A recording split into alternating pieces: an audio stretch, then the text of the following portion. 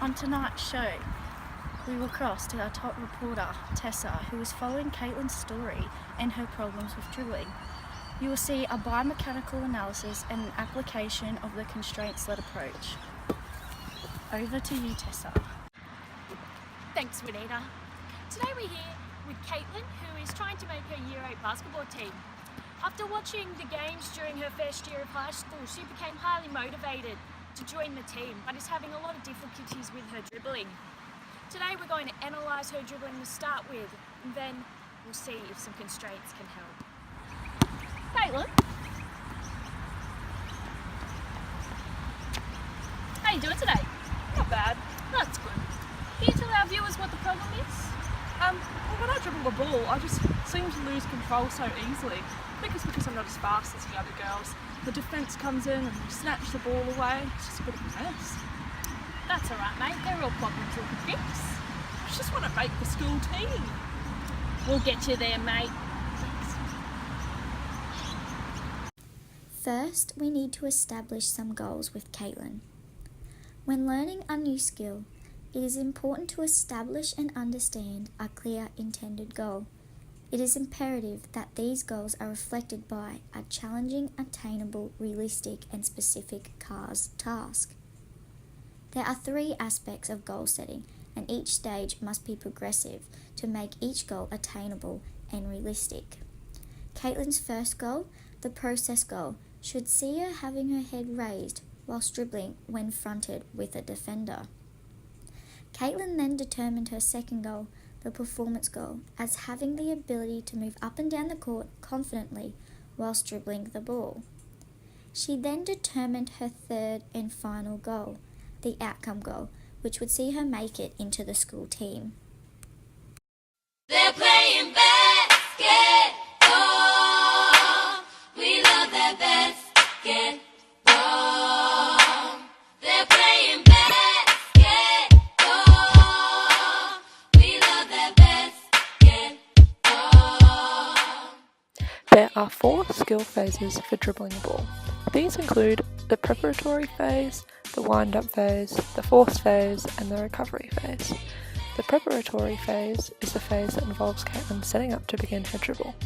This means applying a position that has her ready to pass, shoot, or dribble. Therefore, her legs should be shoulder width apart, one slightly in front of the other, and her knees must be bent. The wind-up phase is the stage in which Kaytlin positions her body between the ball and the defender. The force phase is when the ball begins its flight to ground. During this phase, Kaytlin is to push the ball down, and the ball should be touching her fingertips and knees bent. Ball close to the body. And lastly, the recovery phase. This phase is when the ball is received back by Kaytlin. The ball and carrying arm should stay at or below waist height. When analysing Kaytlin's movement, it is evident that Kaytlin's eyes are focused firmly on the ball, causing many problems with her technique. We notice that Kaytlin is bouncing the ball way too high. This is because she is utilising muscles from her shoulder to her triceps and all the way into her forearm and wrist. By reducing the degrees of freedom in her arm, Kaytlin will gain greater control of her dribble. Her guard arm is abducted from her body, with her forearm and wrist flexed in the wrong direction. Kaytlin's dribbling arm is also almost perpendicular to the body, interfering with a strong forward motion. Kaytlin is also dribbling with a very straight posture. This means that the full muscle capacity of the foundation muscles in her leg are not being utilised. Kaytlin can be seen only bending her knees to a 10-degree angle of upright. For her to lower her centre of gravity, it is crucial that Kaytlin increases this angle to approximately 40 to 60 degrees from upright in the dribbling motion. This alteration will employ the foundation muscles in an individual's centre of gravity, the muscles of the upper leg, including the quadriceps, hamstrings, and gluteus maximus. Kaytlin's steps are very awkward, and it is evident that she is uncomfortable whilst dribbling. Her steps are either too wide or too little, displaying an uneven base of support. Through chatting with Kaytlin and analysing her movement, we are able to determine some strengths and weaknesses. This will guide us in preparing constraints that will target her weaknesses and work to improve them. Kaytlin's strengths include her previous netball experience. She already has some basic skills, and more specifically, gross motor skills.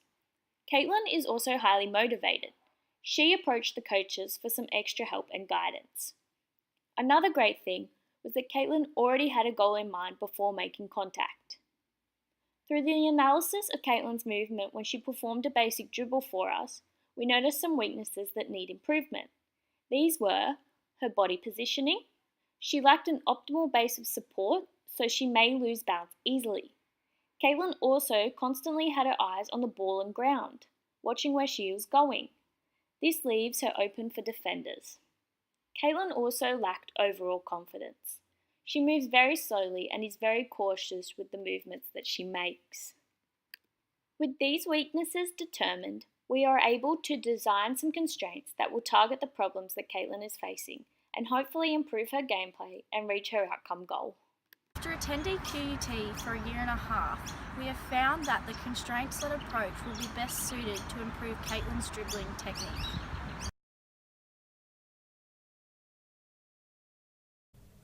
Considering Kaytlin is new to basketball, our first instinct is to remove locomotion. During the first constraint, our aim is to avoid bottlenecking. Bottlenecking occurs when too much information is present and the individual will choose the simplest route possible. As mentioned before, Kaytlin has the problem of dribbling with her head down. This is a problem associated with the first stage of Newell's model of adaptive behaviour. To enhance Kaytlin's ability to become attuned to the environmental and organismic affordances that underpin success, we will first constrain the amount of environmental affordances to enable Kaytlin the opportunity to focus on the organismic affordances. This constraint is all about getting Kaytlin confident with the feel of the ball in her hands. With this in mind, the first constraint that will be implemented is stationary dribbling with different sized balls. According to Newton's first law, the ball begins in the hand where it is acted on by the force of gravity pulling downwards and the force of the hand pushing upwards. There is a net force of 0 and thus no movement of the ball. Kaytlin's handling of the ball needs to be strong in order to ensure enough force to provide energy to return the ball to the hand. At the beginning of the dribble, the total energy equals potential energy plus 0 kinetic energy, since there is no movement. As the ball drops, the potential energy reduces and the kinetic energy increases to maintain total energy. To keep a constant dribble, the player has to ensure the ball starts at or below waist height in order to maintain an appropriate level of potential energy. In order to achieve, it is critical that the dribble is strong and low. The most effective way to produce this is for the player to have a strong base of support and low centre of gravity. We could say that Kaytlin's lack of confidence dribbling with her eyes up is due to her current body positioning. Kaytlin is quite tall, so her centre of gravity is quite high. Kaytlin, could you put a foot on each side of that line? Then continue dribbling. According to Lacani and Mansfield, every person is unique, but generally, in terms of centre of gravity, a male's can be found at 57% of his standing height, and a female's is generally 55% of her standing height. Struggling to generate power and keeping balance are two very common symptoms of when players fail to assume a low stance. Kaytlin, can you imagine that you're a jellyfish whilst you dribble? According to Moy, the non-linear pedagogical principle of self-organisation under constraint manipulation challenges the misconception that there is one common optimal movement solution for a task towards which all learners should aspire. By changing the ball size and instructing something as broad as like a jellyfish, Kaytlin's body self-organises to achieve a movement pattern that works for her according to the information sources available. By lowering Kaytlin's stance, larger muscle groups from her legs and hips can be activated to help generate power and force into the dribble. The problem we need to overcome is her feel of the ball and her centre of gravity and base of support.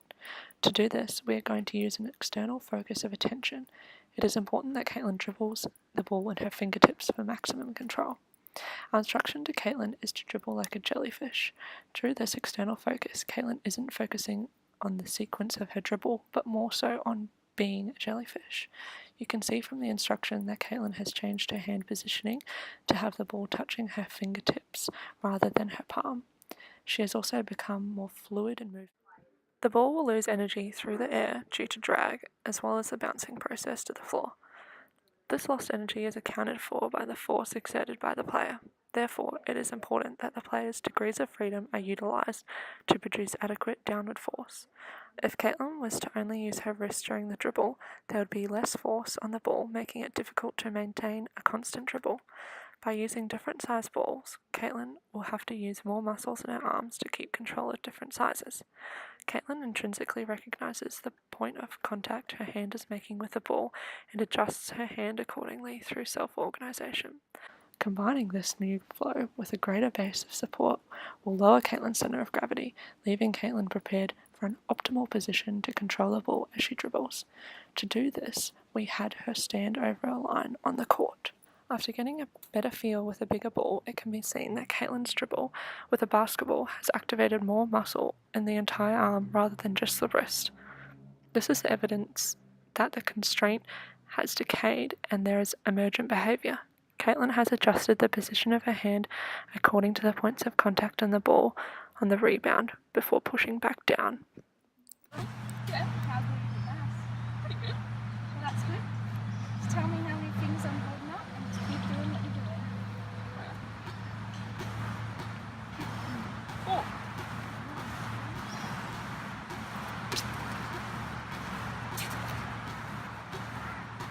Five.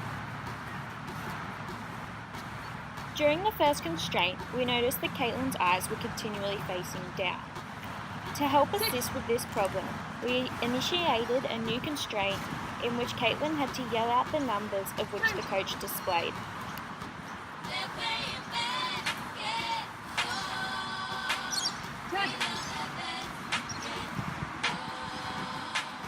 They're playing basketball.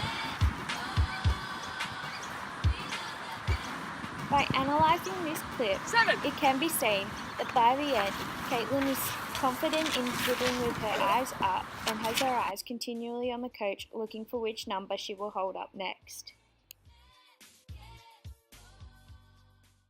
Now that Kaytlin has reached an attractor state at a stationary level, we can now establish a second constraint that exposes her to greater volumes of environmental information. This constraint will incorporate quick movement. By incorporating a constraint with quick dribbling, we should see the development of her dribbling technique from the accomplishment of a lower centre of gravity and base of support that was established during the first constraint. This lower centre of gravity allows for greater balance as she changes directions quickly and will also help in providing speed and efficiency. Our goal here is to distract Kaytlin from thinking about dribbling by focusing on other information sources.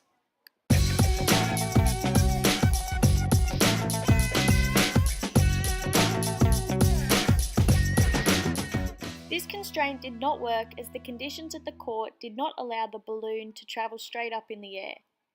Due to this, we changed the constraint. By having the balloon placed under her chin, her head automatically stays in an upright position.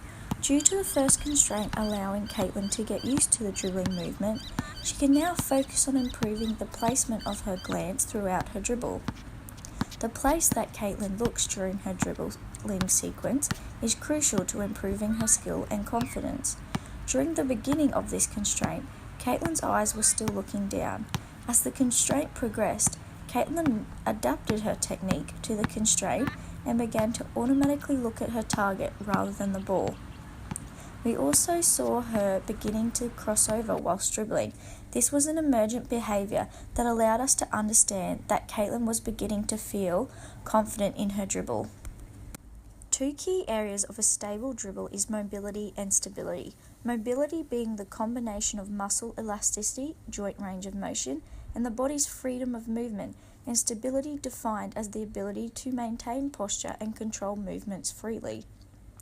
By having Kaytlin execute this drill, it can be documented that she has used a lever in order to apply more accuracy to the dribble whilst running. Burkett states that levers generally have three clearly defined parts: fulcrum, load, and force. The fulcrum is the pivot point around which the movement happens in body levers. This is usually the joint. The load is the weight that needs to be moved, and the force is the place where the force is applied. In the body, this is the effort produced by the muscles contracting. Kaytlin is applying a third-class lever from the arm to generate speed of the dribble. Kaytlin's fulcrum axis is her elbow joint, with her bicep providing the force effort to dribble the load, which is the basketball. Kaytlin's forearm acts as the lever arm, with the muscles contracting and uncontracting, so the produced force can be used to dribble the ball. With the dribble action applying a third-class lever, Kaytlin's technique is becoming a more efficient movement as she is expending less energy. According to Flanagan, this type of lever is considered a short lever, which results in greater strength. Thus, Kaytlin's accuracy is improved as she can put more power into her dribble with her efficient movement without expending extra energy. As Kaytlin's dribbling technique is becoming a more refined and efficient movement, her mobility began to improve as she can move around the court more freely and easily. They're playing basketball. So I've been doing some research, and according to Davis, Button and Bennett, it is important that throughout all constraints we include aspects of the game to keep the training representative to a game situation. There is very little point in practicing dribbling the ball while standing still or without defenders, as this would never happen in a real game situation. This was important to do though, because Kaytlin was so new to the sport. Through this constraint, we will be able to see if Kaytlin's performance goal has been achieved, as the outcome will appear through continual standing and comfortable dribbling. During this constraint, Kaytlin will have the opportunity to try and control the ball while surrounded by a defender in a fun and enjoyable way. We want to keep the training interesting to keep Kaytlin motivated. We can see this through a happy smile. The goal is for Kaytlin to get the ball from the baseline to the half-court line with the use of small safe zones to make the possibility of success greater. Overall, what we hope to see from Kaytlin is a low-controlled dribble where her eyes are not completely focused on the ball. By applying safe zones, Kaytlin has to look for them, expanding on the concept of keeping her eyes up.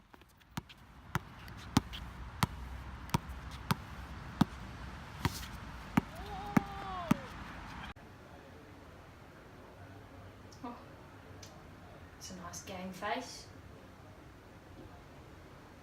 Oh! Crossovers, didn't think that come in. Oh, what a beautiful base of support. Nice, look at those eyes looking where to go. Oh, another crossover, beautiful. Within this clip, we can see the emergent behaviour of a guard arm between her and the defender. And can we just take notice of those eyes? She also has her knees bent, but her back is quite straight. This reassures Kaytlin's stability, as her line of gravity is within her base of support, making the dribble comfortable and flow nicely. This technique's not slowing Kaytlin down at all. It's evident that she's applied the technique that works best for her. Based on this reflection, I'd say that she's taken into account the organismic and environmental affordances that are present. Oh, nice one, Renshaw. What we should have done whilst we were with Kaytlin is ask about how she thinks she went. We needed to get some feedback. Because we forgot about it, let's give her a call now.